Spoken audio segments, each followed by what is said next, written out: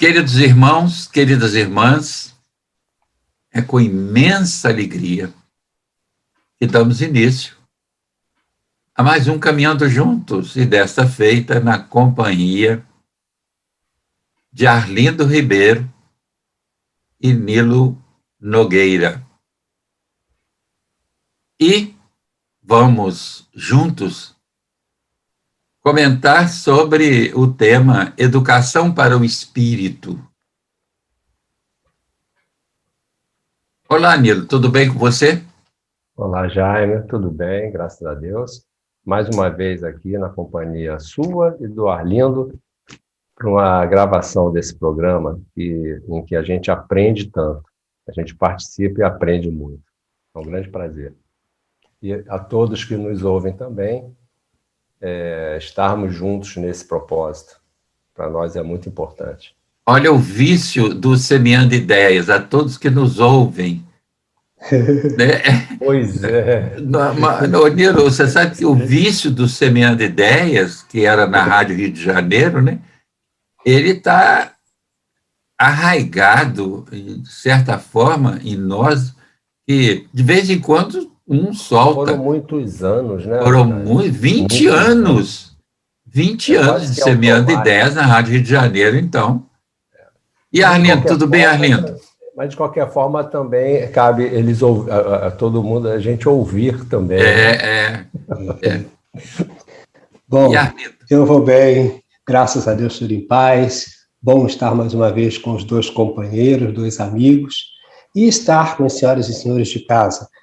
Só para lembrar essa colocação do Nilo e a parte do Jaime, é porque essas lembranças nos têm sido sempre tão caras que elas não se apagam. O trabalho que foi desenvolvido foi um trabalho que se fez com muito prazer, com muita vontade, com muita clareza, e aí ele fica vivo em nós o tempo inteiro. É isso mesmo. Vocês sabem que eu tenho um material todo aqui dos roteiros dos programas Semeando Ideias. Eu vou levar para o grupo, porque é um material que compõe a história do grupo, né? E eu vou levar para ser arquivado lá. Mas nós vamos dar início, então, e como os que nos assistem observam, é uma conversa. Nós já começamos aqui numa conversa entre amigos, companheiros que estão buscando o entendimento maior dessa doutrina que nos esclarece e orienta os passos aqui para que possamos ter uma vivência mais qualificada. Essa busca é constante. Ninguém pode dizer, já conheço o Espiritismo, já sei tudo, nada. A gente está aprendendo, porque está aprendendo. O Espiritismo, no meu entendimento, é uma nova leitura da religião e da vida. Então, é um aprendizado constante. Mas, vamos lá. Vamos iniciar a educação para o espírito. Então, vamos falar do Criador, né? Afinal de contas, tudo isso acontece porque existe um Criador. É interessante que, na primeira questão do Livro dos Espíritos, Allan Kardec pergunta: que é Deus? Ele não pergunta quem é Deus, tirando toda essa questão antropomórfica, né? Ele pergunta: que é Deus?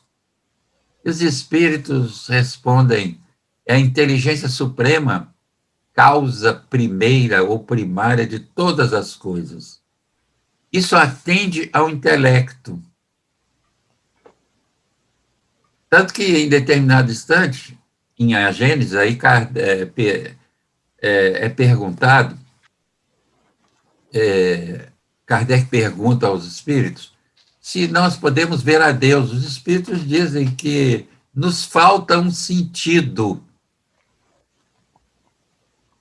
Quer dizer, primeiro, o Espiritismo define Deus para o intelecto, né? Para a inteligência. E depois vem a questão da visão de Deus.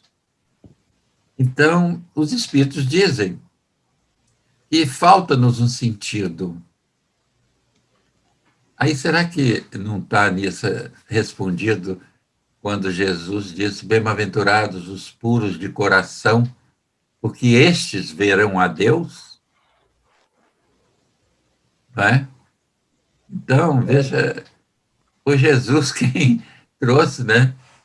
Nessas bem-aventuranças extraordinárias, ele diz: bem-aventurados os puros de coração, porque estes verão, no sentido de sentir, de perceber, de inteirar-se de, né? Bom, mas considerando Deus Criador, nós precisamos também entender que Deus não só criou o universo e a vida, mas também criou leis imutáveis que mantêm esse universo e essa vida em ritmo constante de progresso. Não é isso, Nilo? Sim, Jaime. Quer dizer, a doutrina espírita, ela nos foi dada realmente no momento em que a gente já começa a ser capaz de discernir sobre certas questões. E é um negócio fabuloso isso, porque ela já começa com a primeira pergunta: que é Deus? Ela já vem para mudar coisas. Uma simples pergunta, que é Deus, já muda o hábito, a ideia que trazíamos de Deus como um ser, alguém. Já começa pela pergunta, já demonstra, já mostra, já nos induz a começar a mudar a nossa percepção da vida, nos colocando que Deus não é alguém, não é um espírito, não é um ser, não é alguém, né? Para a gente começar a mudar a nossa ideia de Deus. Né? E outra coisa, ela vem trazendo essa questão de encarar a vida, de como vamos perceber a vida, o que é a vida afinal, o que estamos fazendo aqui afinal. Antes tínhamos a ideia de estarmos aqui, vivendo a nossa vida, mas temos que ter cuidado, porque dependendo do que vamos fazer, a gente vai para o inferno ou vai para o céu. Alguém vai determinar isso para nós, então a gente tem que se comportar, né? Com medo de alguém, porque alguém vai tomar uma decisão sobre a nossa vida. E a doutrina espírita vem como uma mudança de paradigma, né? Nos mostrando que não existe esse alguém, não existe isso. A vida é um aprendizado, é uma trajetória evolutiva, e não há inferno, não há céu. O que existe é a expansão da consciência e da compreensão da vida no sentido maior, nos tornando capazes até de entender o que era aquela infância espiritual em que vivíamos tão limitados e agora o horizonte vasto que se abre à nossa frente com tantas possibilidades, né? Mostrando que o progresso está nas nossas mãos.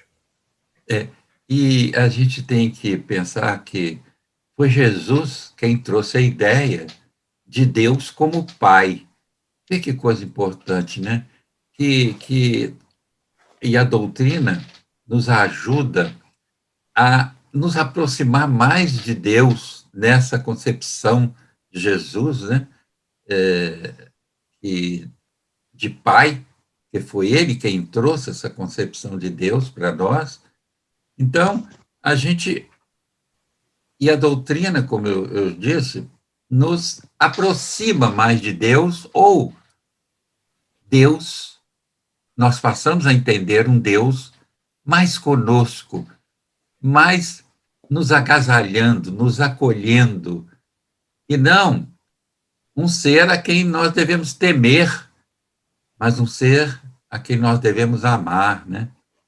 Bom, e você, Arlindo, o que você gostaria de dizer? Eu aqui ouvindo vocês dois e lembrando para pensar nessa colocação posta aqui, criador e mantenedor da vida e do universo.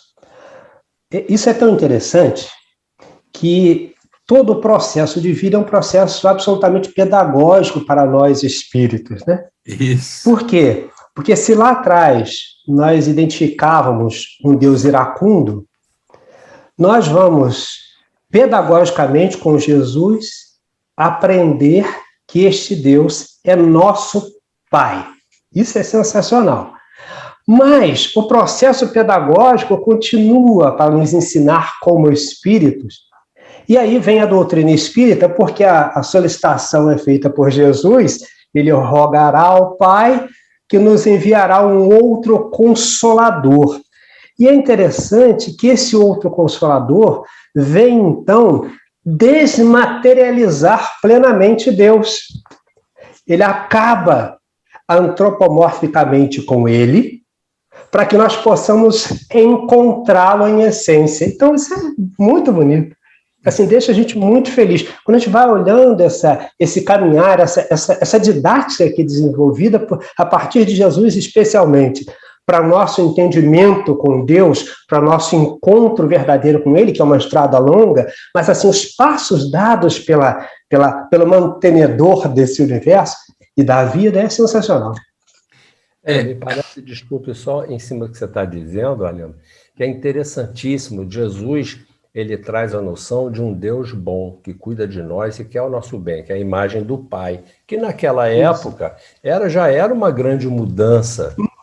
Né? É o Deus do amor, ou seja, é o amor entre nós. Né? E em Kardec, o Consolador prometido por Jesus, ele vem exatamente, como você falou, desantropomorfizar, né, Deus, nos abrindo os horizontes para novas conquistas intelectuais, né, nesse sentido. Isso é muito interessante. Não mais um velho barbudo de barbas brancas, né, e lá em cima nos julgando. Sisudo. É isso. Castigos. Mas um pai amoroso e bom. E veja, aí vem a doutrina nos ajudando. E quando um seu filho comete erros, por mais complexos que sejam esses erros aqui na Terra, ele não manda esse filho para o inferno, do qual ele não vai nunca mais sair. Muito ao contrário, ele devolve esse filho à Terra, para aqui na Terra ele ressarcir aquilo que ele fez e continuar seu progresso. Isso é amor, isso é misericórdia, né? Dando oportunidade ao filho de se renovar, de se transformar, e não puni-lo, né? Porque Deus não pune nem premia ninguém. Nós é que vamos, pelas escolhas que fazemos, vamos recebendo o resultado dessas escolhas, né? Considerando as leis imutáveis e considerando essas leis imutáveis, né? A lei do progresso, uma das leis, né? O Espiritismo nos coloca muito bem, o Livro dos Espíritos.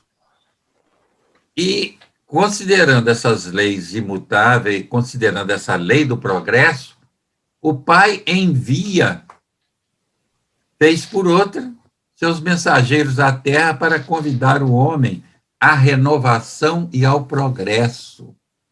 Quer dizer, ele, vez por outra, envia, né, o Criador envia um missionário aqui na Terra, um mensageiro dele aqui, para nos alertar, tentar nos despertar. E o mais importante deles foi Jesus.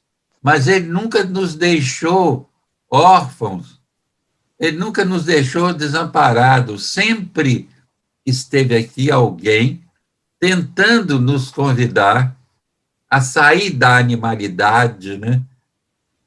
A sair desse embrutecimento, dessa influência forte da matéria para nos educar, né? Mas como espíritos que somos, né?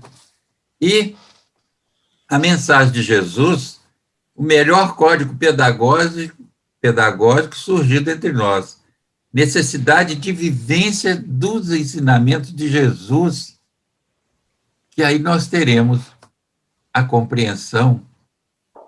Porque, veja bem, Jesus não traçou nenhuma norma, como alguns espíritos querem até traçar de comportamento, né? eu sou um pouco avesso a essas normas de comportamento de espíritas, de evangélicos, de católicos, que tem comportamento A, B, C. Espera aí, isso aí eu acho que isso é de fora para dentro. Essa educação para o espírito é de dentro para fora. É a espiritualidade em ação. É nós, como espíritos, agindo e nos melhorando como espíritos. Bom, e agora é o Arlindo. Arlindo, diz para nós aí. É Arlindo, né? É. Sim, sim. Veja, Jaime, nós ficamos assim, porque estudar, essa possibilidade que nós temos tido de estudar a obra kardeciana, tem nos auxiliado muito, muito, no equilíbrio, no melhor entendimento das coisas, no melhor... O olhar vai ficando cada vez melhor. Claro que, consequentemente, muito mais crítico, muito mais atento para as vírgulas, para os pontos e vírgulas. Aí a gente vai pensando aqui, lei do progresso, né? Lei do progresso. O Pai envia seus mensageiros à Terra para convidar os homens à renovação e ao progresso. E aí a gente vê que esse trabalho é tão didático, essa pedagogia é tão linda, esse ensino é tão efetivo, que isso sempre se dá em pontos diversos do planeta, em nações diversas. Você vê que não tem preferência por aqui ou por ali. A gente vai à Índia e encontra o Gandhi, a gente vai para os Estados Unidos e encontra Luther King, a gente volta um pouquinho mais e encontra Jan Hus, a gente volta mais para o presente e encontra os Albert Schweitzer da vida. Então, são figuras que se tornam icônicas, não pelos seus nomes, mas pelas suas ações, pela forma que eles pegam para exercitar, porque ele vai falar que o melhor código pedagógico surgido entre nós, necessidade de vivência dos seus ensinamentos. Então, quer dizer, a convocação ao nosso entendimento, para nós todos, é essa, é a vivência desses entendimentos, porque o entendimento cristão, ele é profundo quando ele advém do Cristo. Porque o que o cristianismo acabou fazendo à volta nos tira esse eixo que é fundamental, que é base, que é seguro, que é um norteador absolutamente claro para a nossa vivência. Então, assim, é bom pensar isso, é bom olhar para essas coisas e perceber como é que só é efetivo se eu realizo a partir de mim. Por que que, e você comentou rapidamente aí, as nossas dificuldades, digo nossas, porque hoje eu abraço muito essa ideia, eu tenho uma dificuldade muito grande hoje de lidar com as obras mediúnicas, porque como você fica muito mais seletivo, você olha e diz, meu Deus do céu, mas como é que é isso? Para onde que eu vou com uma coisa dessas? Então a gente vai cada dia ficando um pouco mais distante. E amigos e amigas de casa, não é porque nós sejamos melhores do que A, do que B, do que C, não. É que você começa a olhar e dizer, mas qual é a finalidade disso? Se eu tenho essa estrutura que Jesus nos propôs, que Jesus nos proporcionou, e que depois a doutrina espírita em seu nome vem trazer com a clareza meridiana. Aí a gente fica, por que eu vou falar do Zé se eu tenho aqui essa instrução, essa orientação que me habilita e me possibilita mais do que ir para lá, é vir para cá. Porque antes de andar para frente, eu preciso andar ao meu encontro.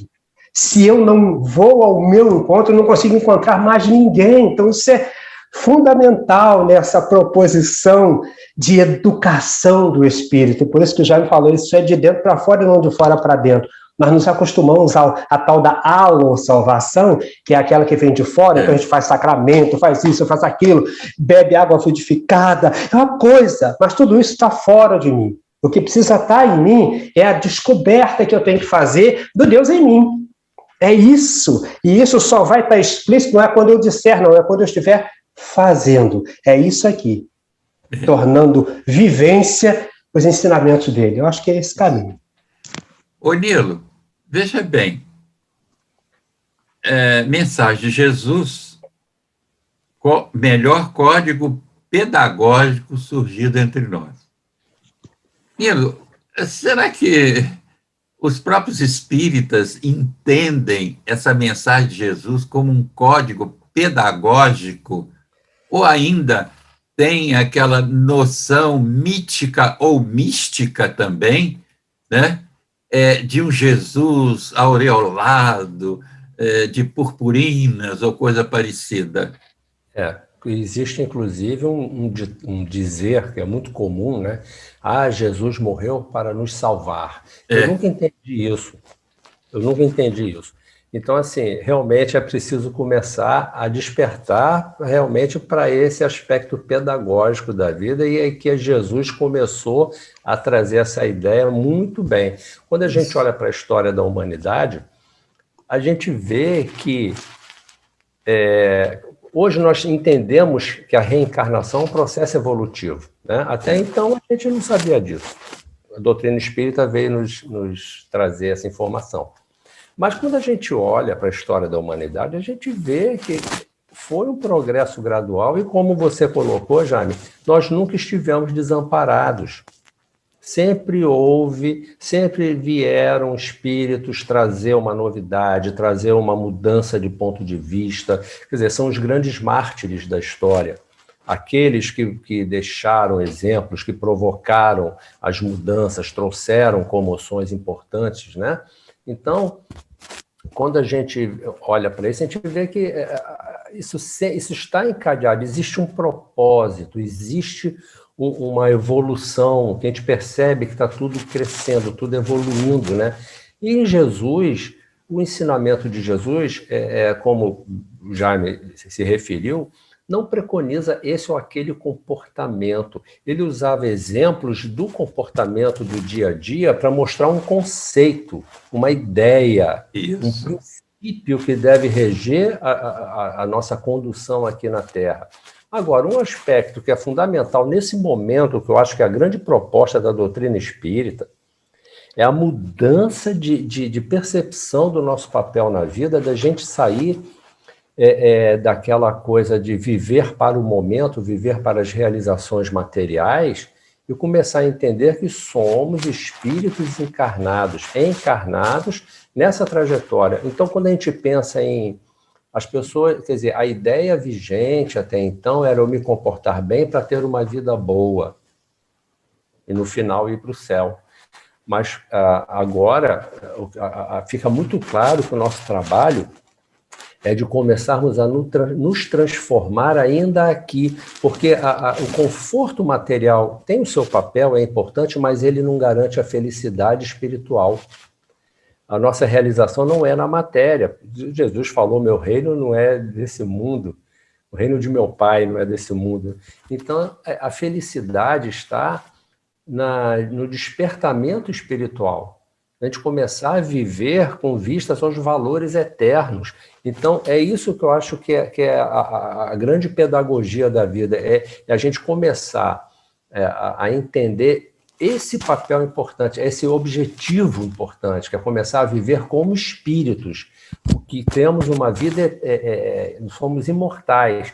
Então, começar a pensar desse jeito e não ficar tão preso às realizações de natureza material, né? Tem o seu papel, tem o seu lugar, mas isso não é o principal. Isso é cenário, é apenas cenário. E não ficarmos presos à formalidade da religião, né? Porque sim. A religião, institucionalmente falando, ela divide.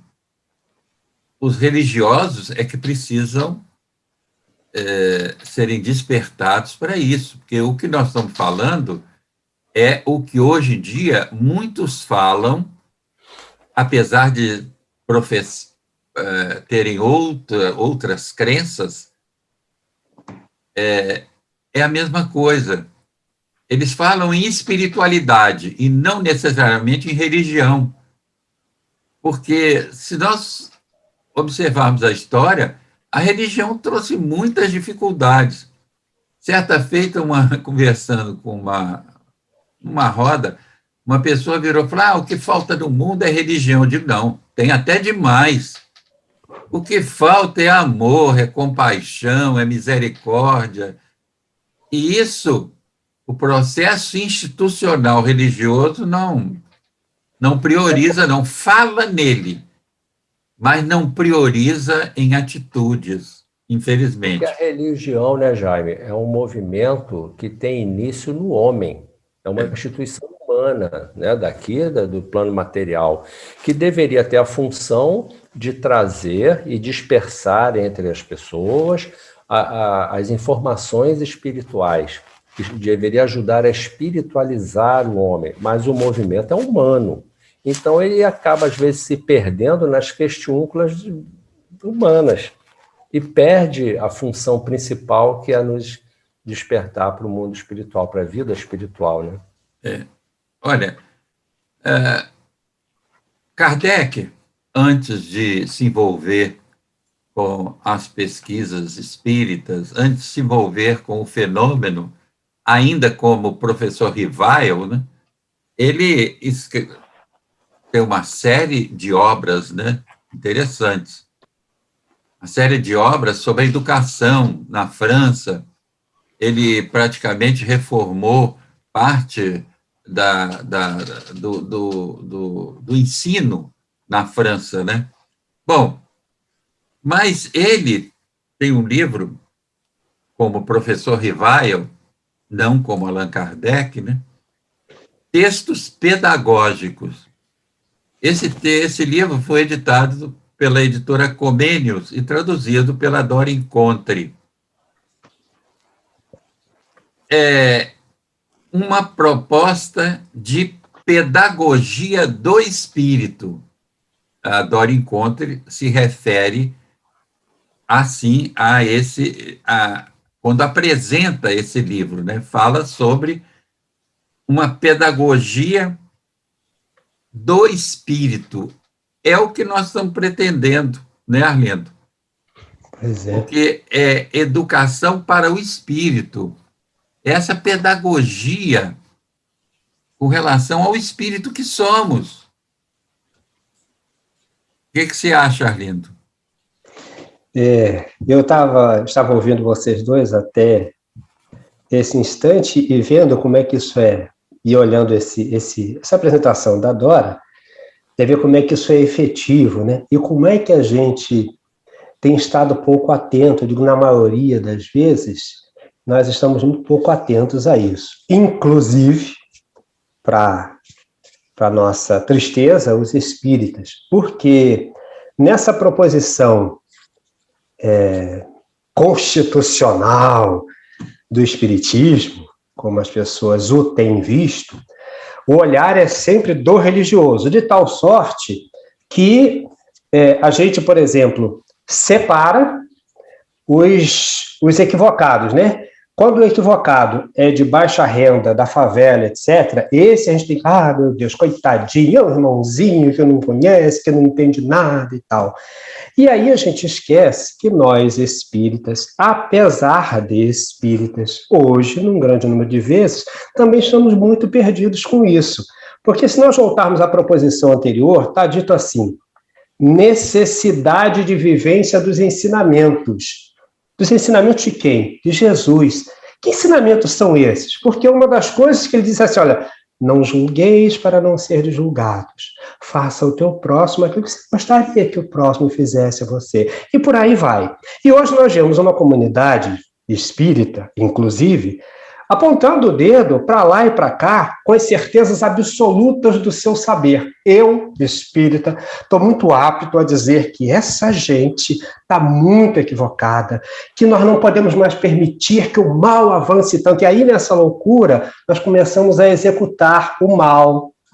Nós começamos a fazer o mal. Porque na tentativa, ou na hipótese, na pretensão de gerar o bem, que só nós podemos fazer, por tudo que sabemos e conhecemos, nós começamos a apontar o dedo, a propor soluções violentas, difíceis e contraditórias com a proposição dos ensinamentos do Cristo.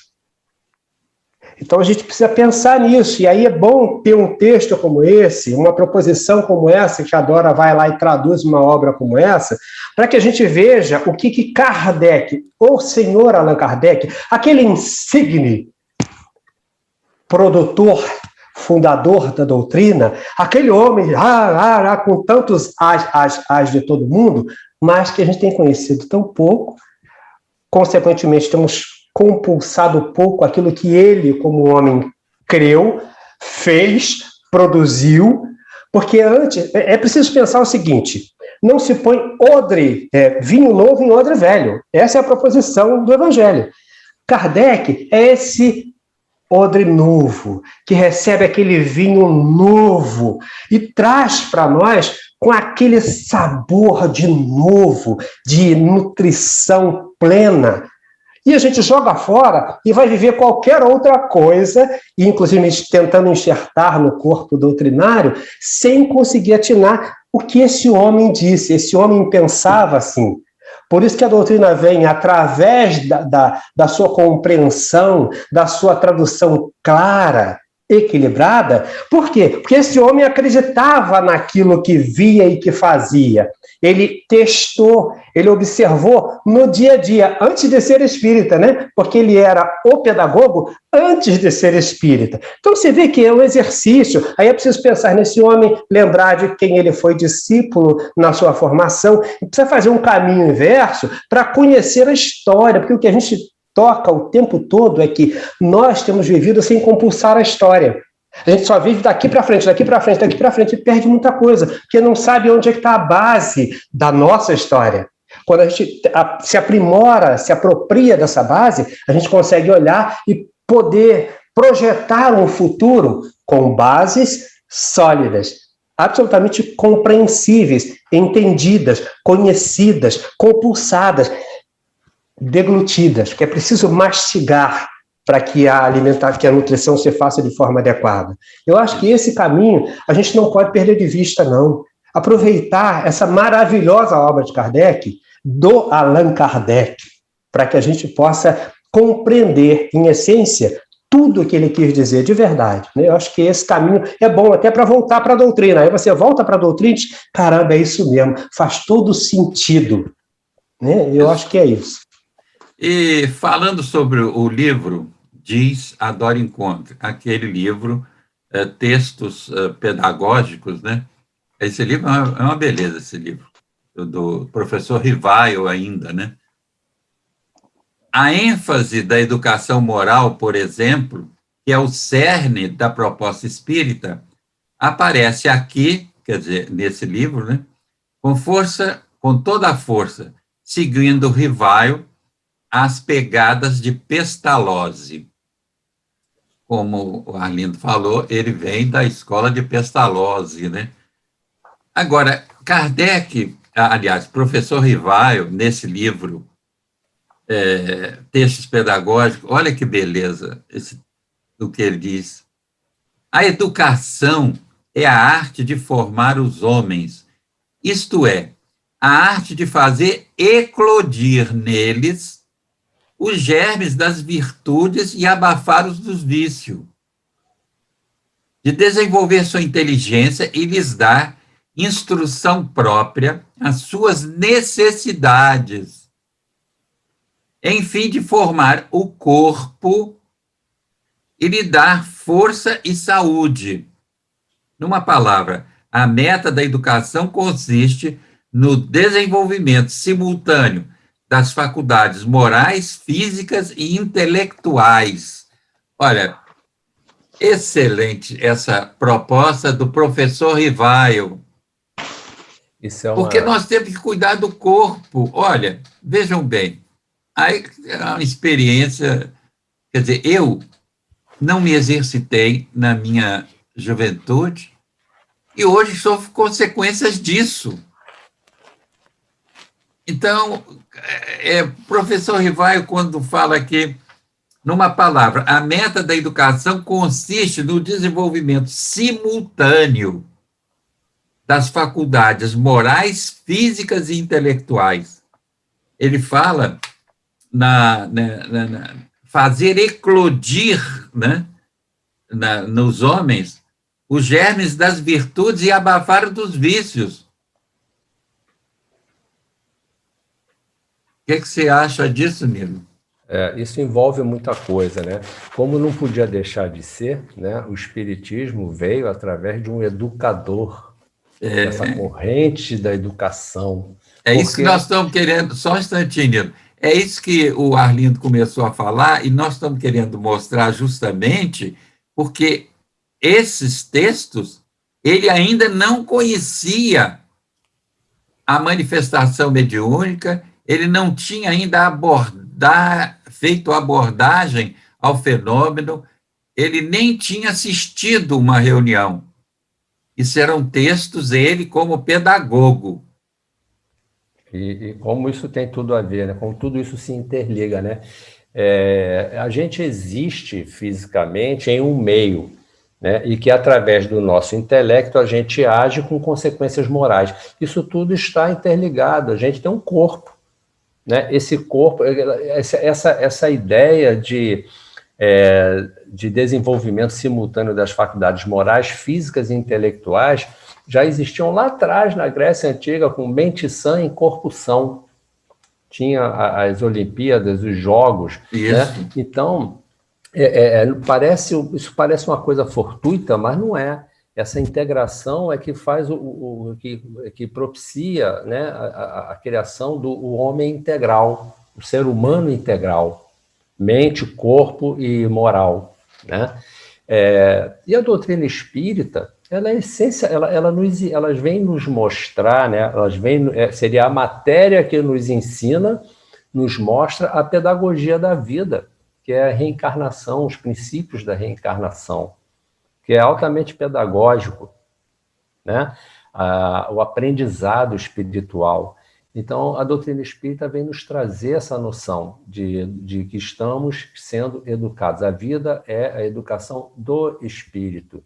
A gente sai daquela ideia de que precisamos ter uma vida feliz aqui, né? Que a felicidade vai ser aqui, precisamos correr atrás da felicidade, e passamos para a ideia de que a felicidade aqui é relativa de acordo com a trajetória que estamos dando à nossa vida, de acordo com que tipo de relação estamos estabelecendo com a vida à nossa volta, com as pessoas, né? Esse campo afetivo, moral em que vivemos, né? Nos movimentamos.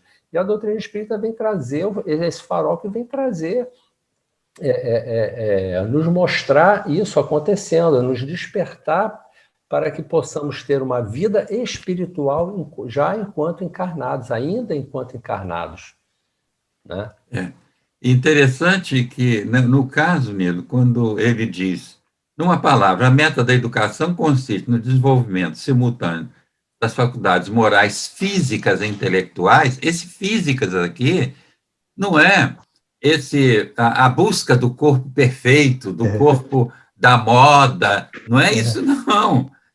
Porque, veja bem, porque existe aí, né, uma cultura, né, da busca de um modelo de beleza que não é essa, não, é de saúde, para que nós tenhamos um corpo físico adequado às nossas necessidades como espíritos que somos, de utilizar esse corpo aqui, visando ao nosso progresso como espíritos que somos. Não é isso, Arlindo? Sei que o Arlindo está... Se me permitir, só fazer um fechamento disso, já tudo bem. Com o que eu acabei de falar, é porque a saúde física também está traduzindo a saúde espiritual, a saúde moral, a saúde intelectual. E o corpo reflete o que vai na alma. Depois, eu teria até mais adiante, depois do Arlindo, um texto da Joana de Ângeles falando exatamente sobre isso. Vamos lá, Arlindo. É interessante que você falou nisso, porque ele fala no desenvolvimento simultâneo das faculdades morais, físicas e intelectuais. Quer dizer, não é privilegiar, é simultaneamente nós desenvolvermos, né? Fisicamente, nós precisamos nos movimentar, nós precisamos nos exercitar, e exercitar também a nossa inteligência através de boas leituras, de bons raciocínios, de boas conversas, né? De bons estudos e daí por diante, né? E faculdades morais, na medida em que nós elegemos a prática das instruções de Jesus, né? Como uma vivência importante.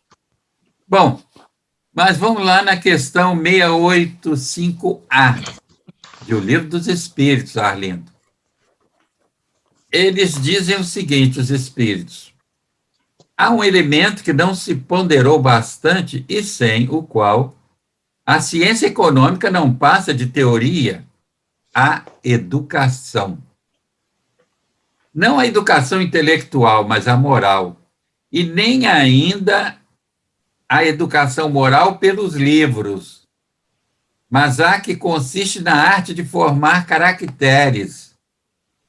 Aquele que cria hábitos, porque educação é conjunto de hábitos adquiridos.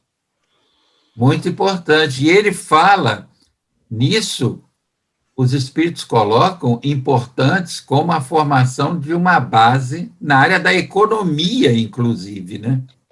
Fala, Arlindo. Bom, para falar disso, eu vou ter que voltar um trechinho pequeno, é só aquele trecho final do que foi visto, né?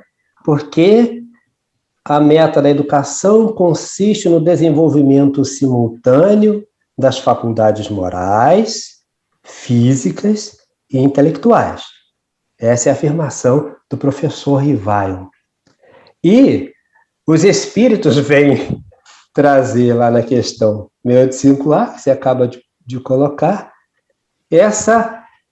o complemento dessa ideia. Porque, veja, se nós olharmos esse trecho finalzinho, faculdades morais, físicas e intelectuais, não é essa a principal proposição de nós quando voltamos para cá, que somos entregues no berço aos pais que nos vão gerar e conduzir na caminhada, cuidar para que isso se dê de forma efetiva. E olha que ele não está falando de moralidade, dessa moralidadezinha barata, não. É faculdades morais, físicas e intelectuais. Como ele diz lá acima, que a proposição do Rivaio é que se ajude, se habilite o ser para que ele consiga fazer brilhar, intensificar a força dos germes do melhor, do que há de melhor, e sufocar aquele que nos traz dificuldade. Esse sufocar também não é de fora para dentro, é de dentro para fora. É quando você moraliza, quando você dá ensejo à moralização, aí todo o resto vai acontecendo num crescente natural. Mas, para voltar à questão posta, veja como é que nós padecemos por causa disso hoje, não é? A educação não levada em consideração no sentido aqui colocado faz a gente produzir genialidades intelectuais, homens maravilhosos, formações lindas, com grandes diplomas, anéis, pós-graduações, doutorados e pós-doutorados, e os homens morais falidos. E a gente olha para o retrato que isso produz na sociedade, é dessa falência. E aí nós viramos muito sérios. Olha, isso é falta de religião. Não, isso é falta de educação básica. Nessa proposição que os espíritos nos apresentam. Esse elemento sobre o qual não se ponderou bastante e sem o qual até a ciência econômica não passa de teoria. Por quê? Porque a ciência econômica pensa em tudo. Nos ganhos, nos lucros, nos acertos, e esquece o fundamental, o homem. Porque quem vai viver a braços com essa economia, essa economia tem a ideia de sustentação do homem. Quando ela não é capaz de mobilizá-lo nesse entendimento, de que adianta se ela mata pessoas? A gente precisa pensar que, na atualidade, a Terra produz muito. São grãos produzidos, são indústrias produzindo, é tudo muito.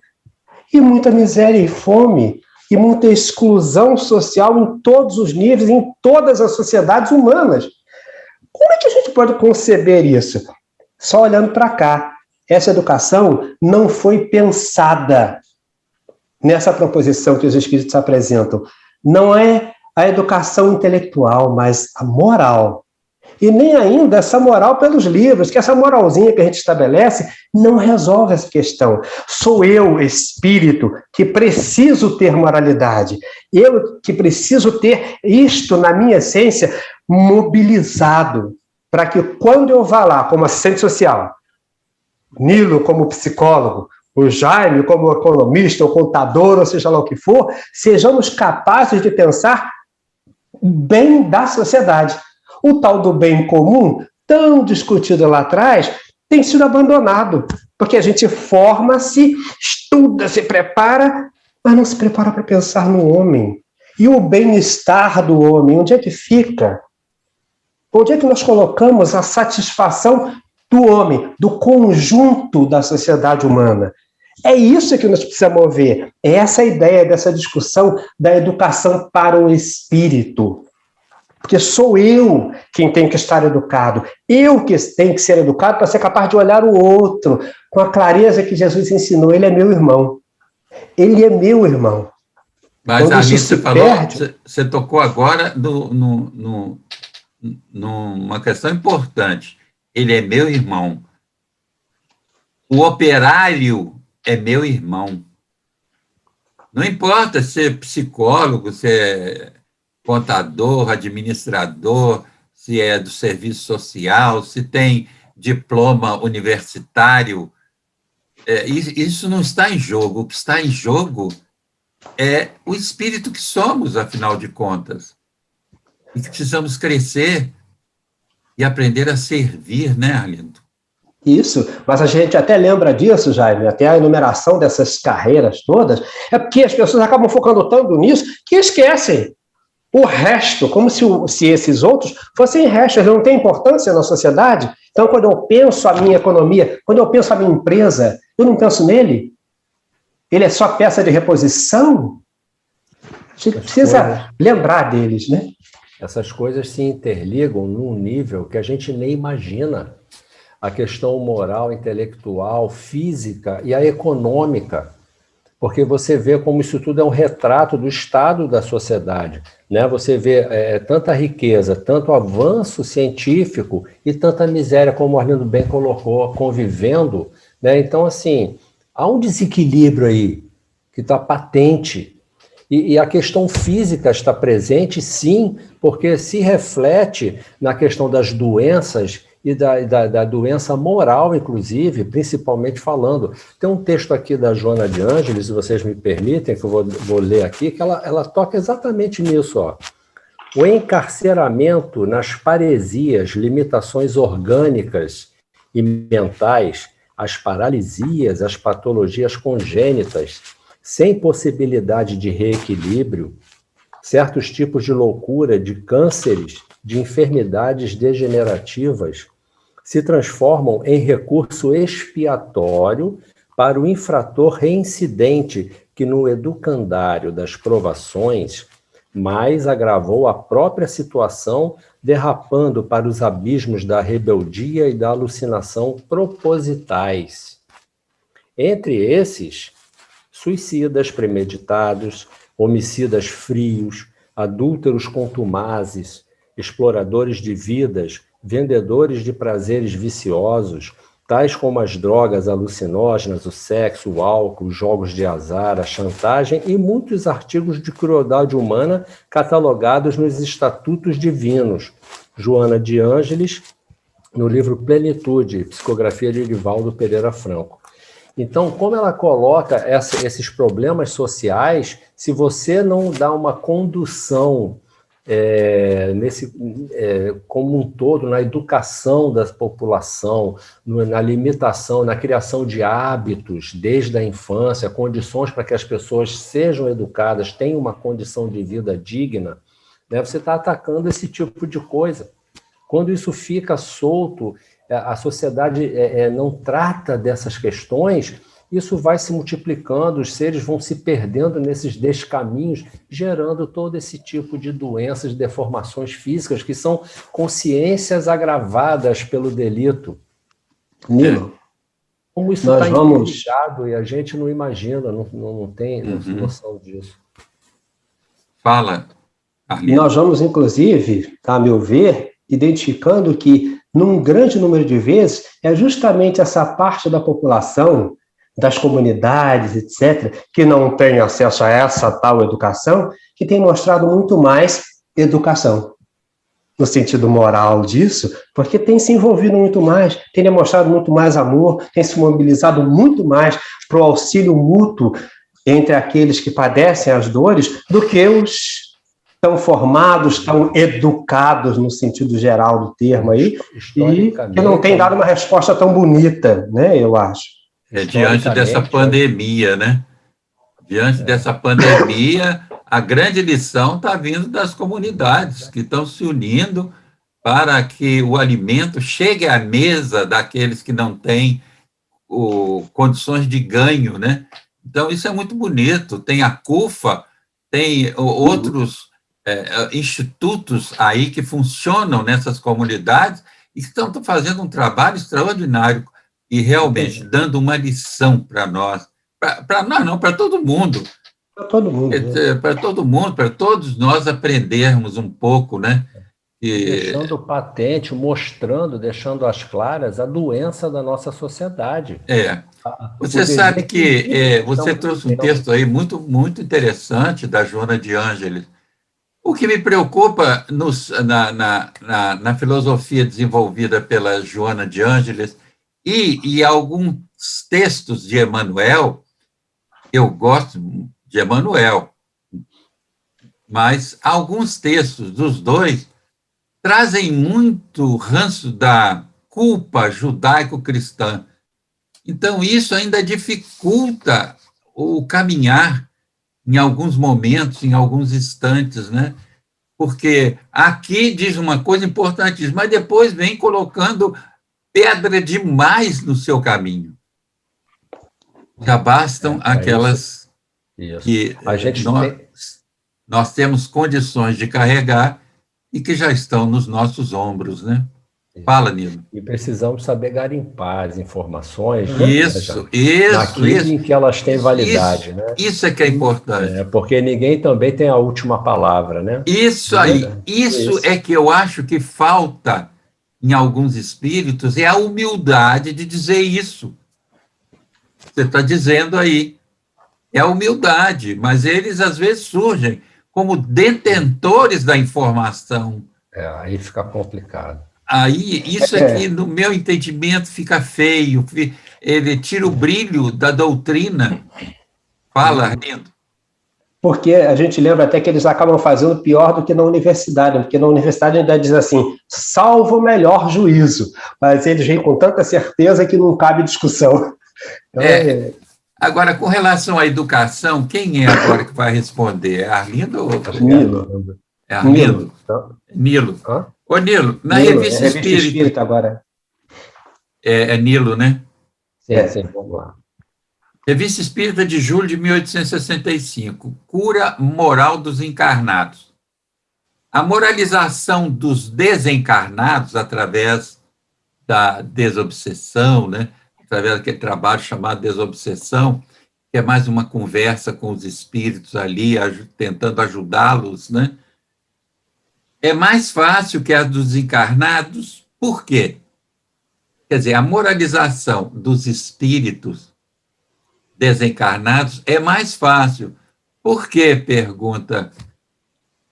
De 6 respostas, Kardec selecionou 2 que ele achou com maior objetividade.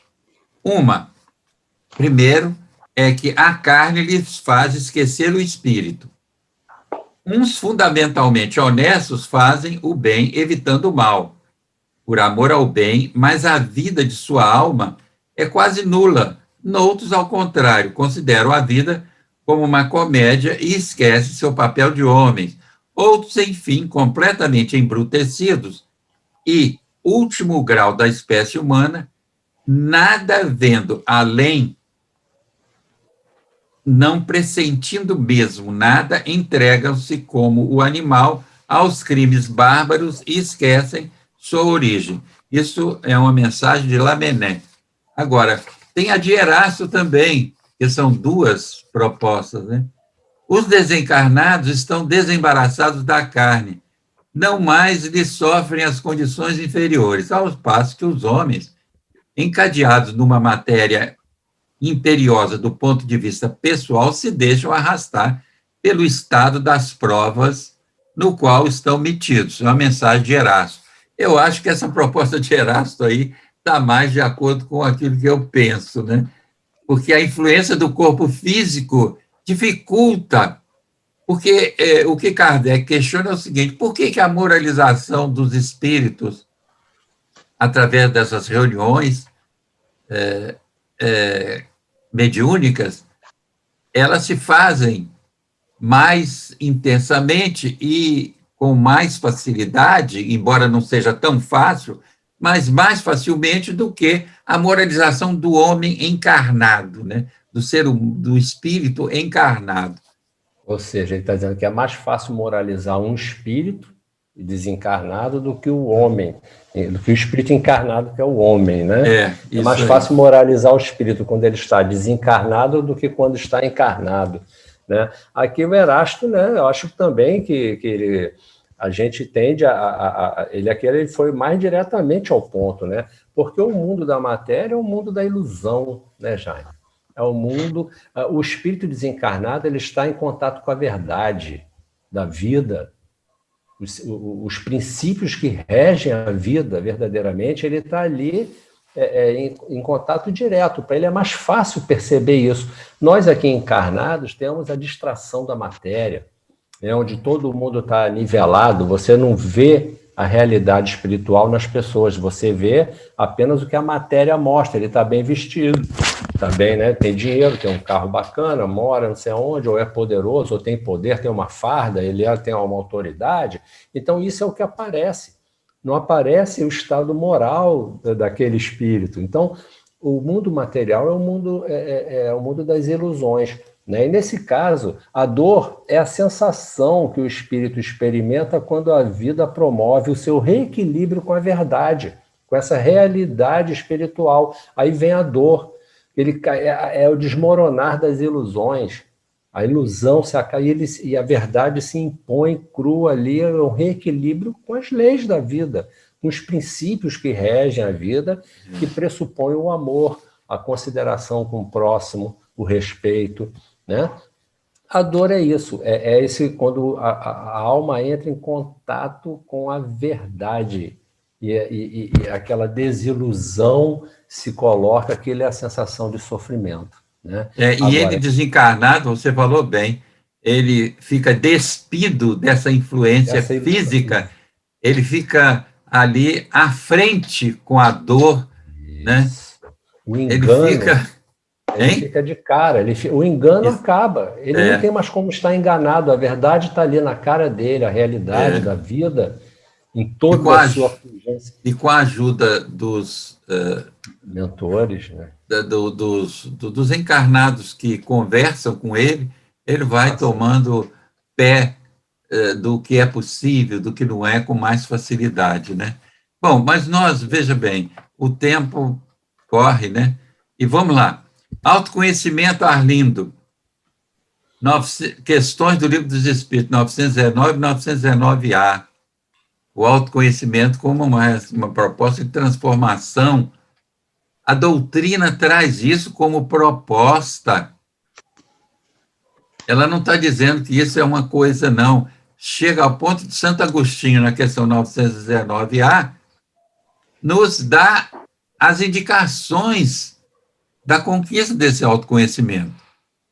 Krishnamurti, um espiritualista indiano extraordinário, ele não tem nenhuma obra que ele escreveu.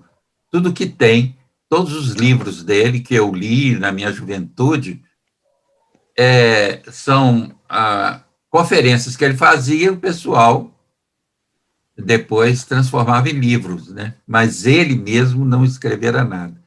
Ele dizia que autoconhecimento nós conquistamos na vida de relação. É a proposta de Krishnamurti. E nada mais é do que essa proposta de Santo Agostinho na questão 919A. de nós avaliarmos o dia a dia, né, quando formos dormir, para ver o que fizemos de bom, o que fizemos que não foi muito bom, para no dia seguinte mudar.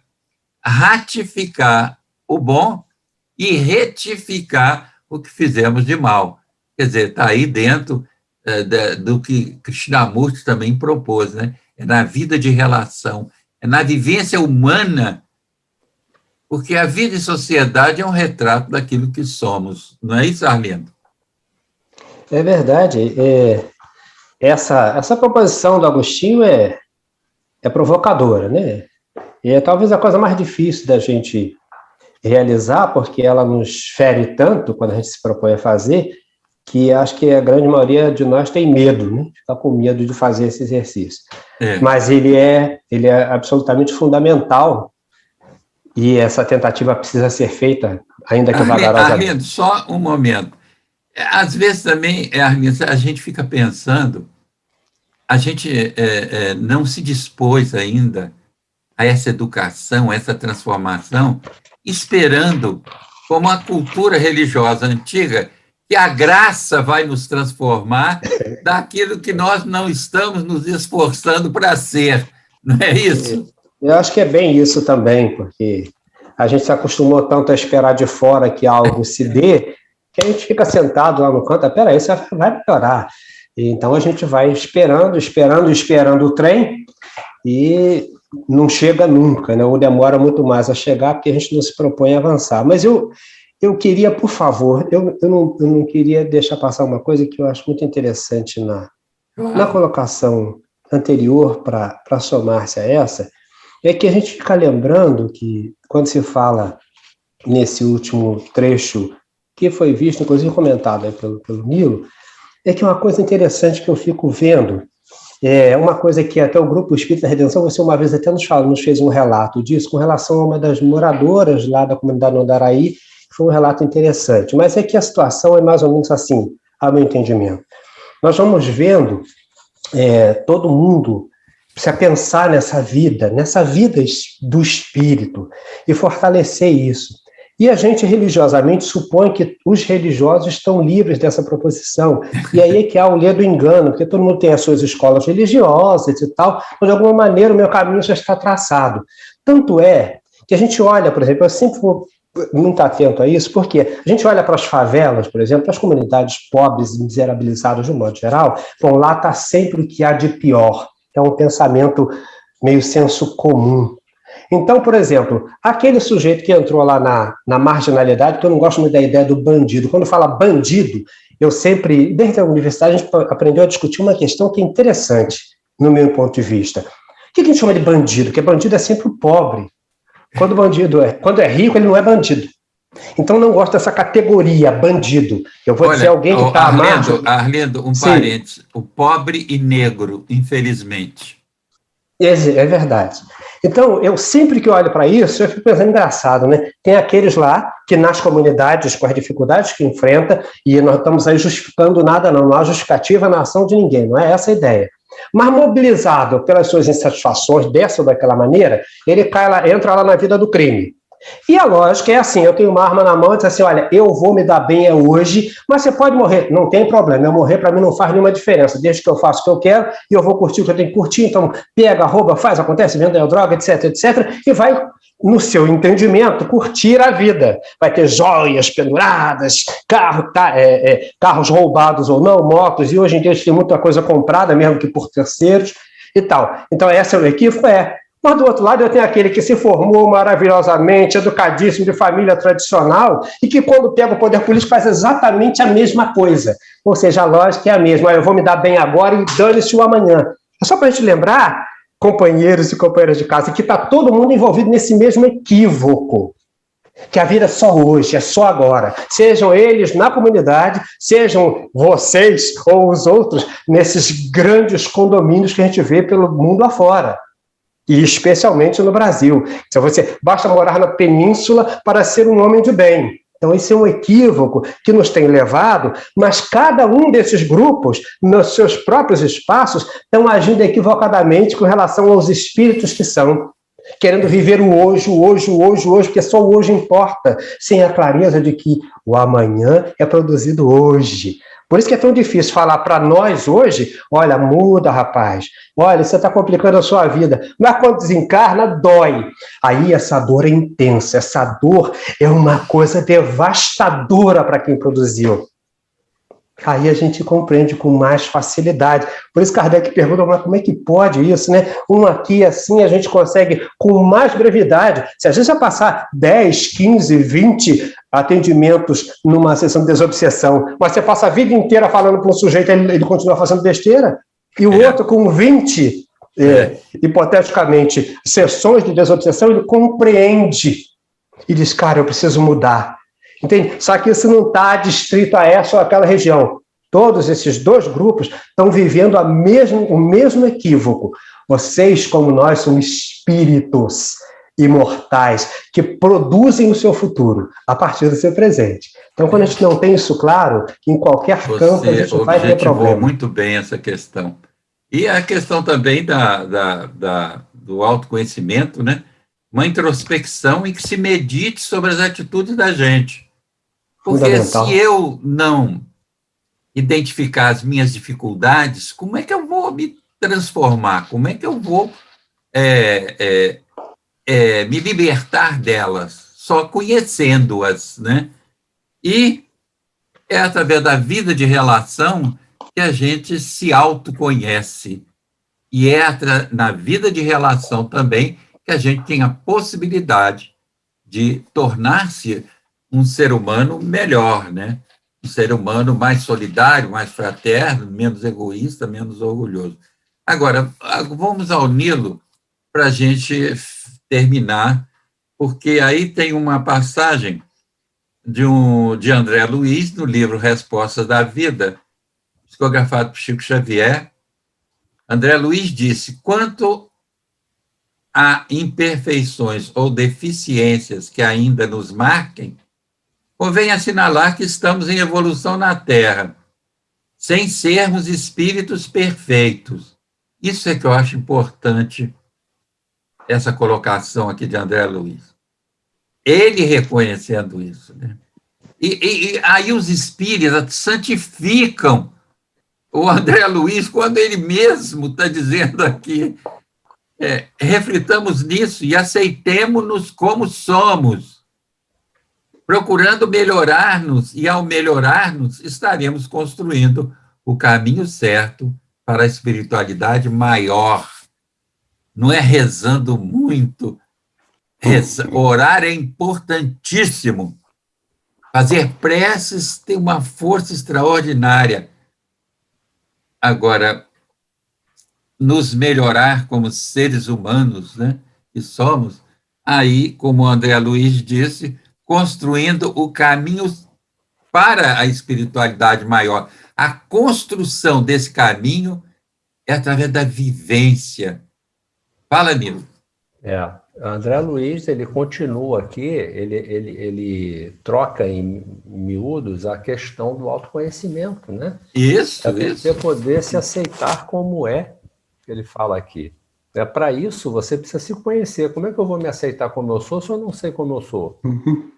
Então, eu tenho que começar a saber como eu sou. Né? A gente vem, historicamente, acostumado a se comportar bem para agradar alguém lá, porque eu preciso ir para o céu. Então, assim, eu não sei, eu só tenho que fazer o que é esperado. Mas aí, se eu fizer o que é esperado, o outro vai ficar satisfeito e pronto, não interessa o que está acontecendo aqui dentro. Eu tenho que satisfazer o que eu acho que o outro quer de mim.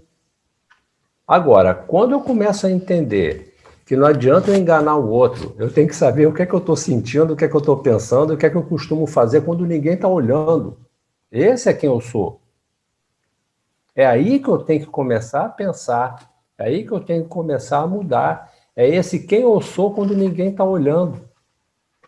Porque é isso que vai acontecer com a gente quando a gente desencarna. Estaremos conosco mesmo na nossa consciência. Quem nós somos? O que é que eu sou? Como é que eu me comporto? Que valores eu carrego? O que é que eu costumo pensar?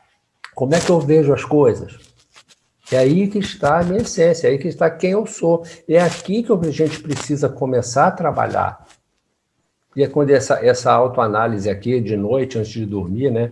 Pensar no que eu fiz de bom e no que eu fiz de ruim, né? Se alguém me visse fazendo, o que iria pensar? Se eu me visse fazendo aquelas coisas, o que eu iria pensar? Isso é a nossa consciência. Isso. Então, é mudar isso. Eu não tenho que agradar ninguém. Eu tenho que estar em paz com a minha consciência. Sabendo que o que eu fiz, olha só, tem um ditado que diz assim, se as pessoas não podem saber alguma coisa que você fez, é porque com certeza não era boa. Então, a questão é essa, eu posso viver abertamente, livremente, eu tenho algo a esconder? Se eu tenho, é melhor começar a pensar a respeito, para tentar mudar isso, porque com certeza não deve ser algo bom. Né? Então, o autoconhecimento é isso, e só por aí é que nós vamos começar a crescer realmente. É sair da infância de querer enganar o pai e a mãe com as traquinagens, sem o papai e a mamãe saber. A gente tem que sair desse modelo e começar a ser adulto responsável pelos próprios passos. Isso é difícil. Isso eu acho que é a coisa mais difícil da gente fazer. Mas é o que a gente tem que começar a pensar em fazer. Porque tem que dar o primeiro passo, né, Milo? Tem que dar o primeiro passo. E a gente vê muita decepção, a gente se decepciona com a gente mesmo, a gente se envergonha, dá aquele mal-estar, mas é por aí, porque conforme você vai conseguindo fazer esse exame de consciência, você vai criando aquela coragem de se olhar, mais você vai conseguindo fazer, aí vai ficando mais fácil, tem que romper aquela barreira, aquela resistência inicial. Isso mesmo. É libertador. Uhum. Bom, veja bem, agora nós vamos passar para vocês para as despedidas de vocês. E eu queria só lembrar o seguinte, meus irmãos, minhas irmãs que nos assistem, é hora de ajudar. Há várias formas. Existe uma turma que está dando uma ajuda muito grande em algumas comunidades e que a gente pode até depositar um dinheiro na conta, porque é um pessoal responsável. Prato das Comunidades. É só ir lá no Google, Prato das Comunidades. Aí você vai ver, eles têm uma conta na Caixa Econômica, ou você pode fazer pelo Pix também. Qualquer importância é válida nesse instante, ante as necessidades desses nossos irmãos e irmãs, dessas famílias que estão passando fome, porque diante dessa pandemia, diante da má administração da pandemia, diante de tudo que nós estamos assistindo no nosso país, o nosso povo está sofrendo. E é hora de nós sermos espíritas, é hora de nós sermos trabalhadores a serviço do Cristo e não do nosso personalismo. Daí uma sugestão. Prato das Comunidades. Vale a pena. Milo, as suas despedidas. Pois é, né, Jaime? Eu acho que nesse momento que nós estamos vivendo, é um momento, assim, são chegados os tempos, né? Para quem é espírita sabe o que isso quer dizer, o planeta começou a mudança, isso vai levar um tempo aí dessa transformação, e a tônica para esse momento é o autoconhecimento e a noção, o despertamento para a vida espiritual. A matéria é o cenário, é a escola, mas o que temos a aprender aqui são os valores realmente da alma, do espírito, os valores eternos, do bem, da fraternidade, do amor ao próximo, o amor a si mesmo e ao próximo, né? Porque isso está junto, não está dissociado.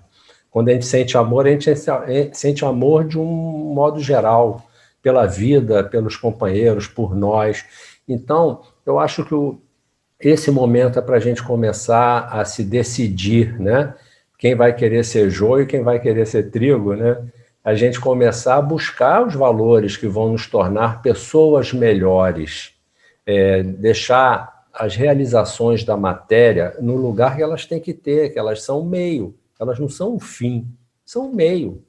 né? Claro, podemos ter uma vida confortável, podemos buscar o conforto material por uma questão que faz bem, né? Mas sem macular nossa consciência, sem pagar um preço que vá nos trazer depois sofrimento no futuro. É isso que é preciso começar a entender. A matéria não justifica tudo. Então, acho que nesse momento, a doutrina espírita está trazendo essa chave, está trazendo esse caminho, nos mostrando esse caminho, relembrando todas as lições, toda a educação que Jesus deixou pronta aí de convivência, que é o quê?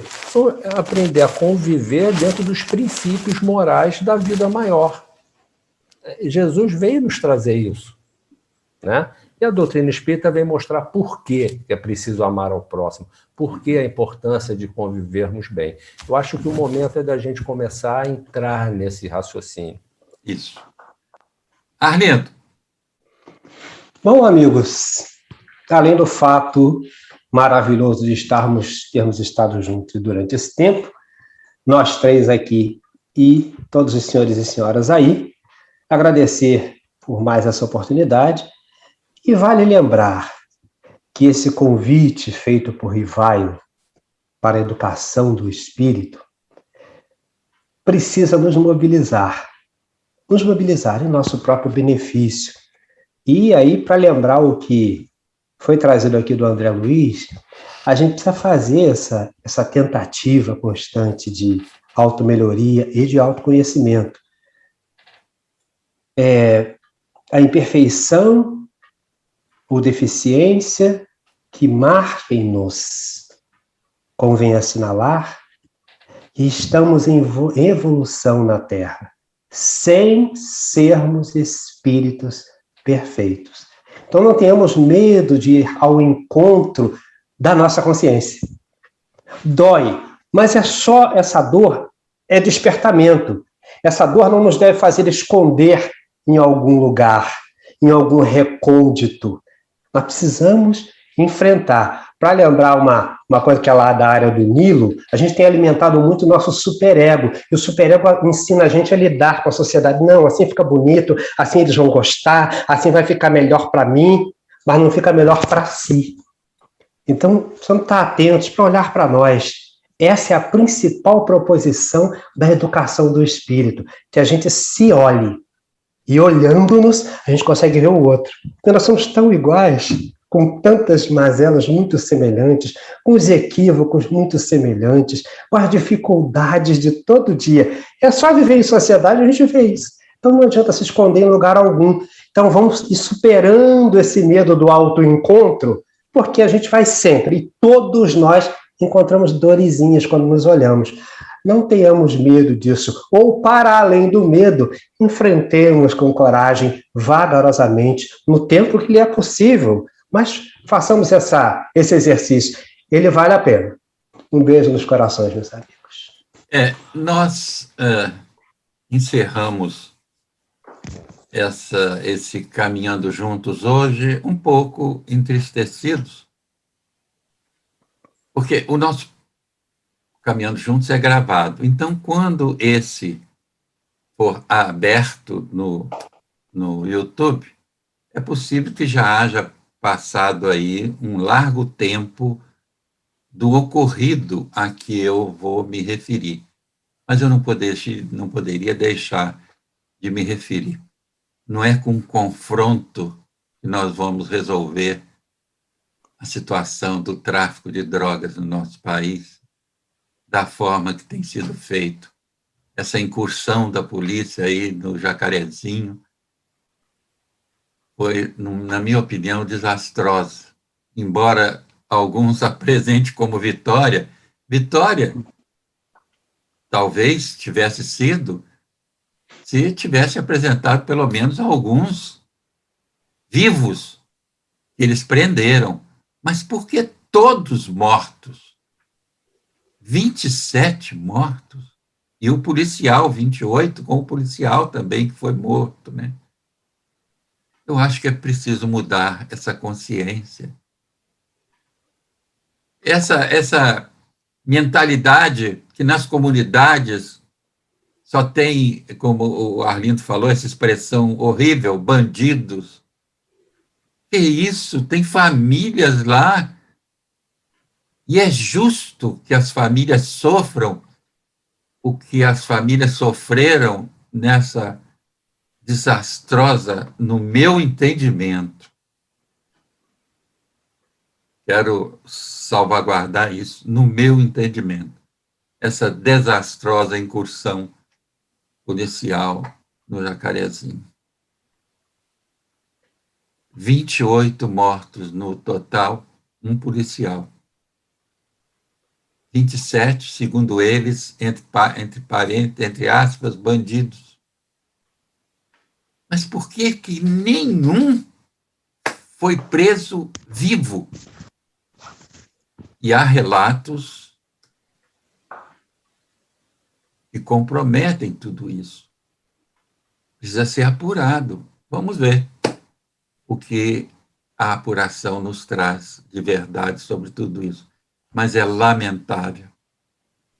E o amor de Deus, esse Deus que nós hoje tentamos trazer para junto de nós, possa agasalhar todos aqueles que estão em busca de um mundo melhor, através de projetos pensados, inteligentes, refletidos, compreendendo que todos somos irmãos e irmãs na busca disso, de um mundo melhor, afinal de contas.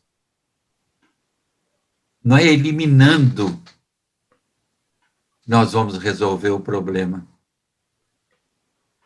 Cadê os projetos sociais dentro dessas comunidades? Cadê o poder público nessas comunidades com projetos sociais de formação desses jovens para tirá-los desse envolvimento? Bom, e continuemos pensando.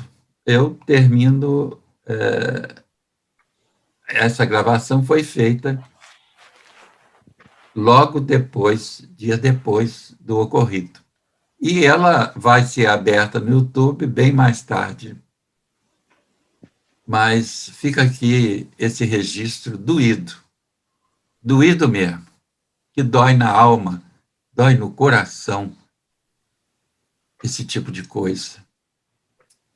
Que esse Deus de amor envolva a todos e ajude o nosso país a encontrar o caminho do verdadeiro bem. Um afetuoso abraço para todos vocês. Nilo e Arlindo, me desculpem, meu agradecimento pela colaboração de vocês, meu agradecimento pela companhia nessa caminhada. Tudo de bom para vocês, meus amigos. Fiquem em paz. É um prazer muito grande estar aqui. Foi muito bom. Muito bom. Tchau, Arlindo. Tchau, Jaime. Um abraço, amigo, para todos vocês que nos assistiram.